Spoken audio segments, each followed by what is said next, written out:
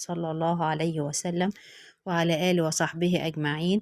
ازيكم يا حبايب؟ عاملين ايه؟ يا رب تكونوا بخير. النهاردة إن شاء الله هنعمل السمك المقلي المقرمش. انتوا كنتوا طلبتوا مني ان اعمله من البداية. انا كنت عملته قبل كده بس من غير ما كان متنضف جاهز.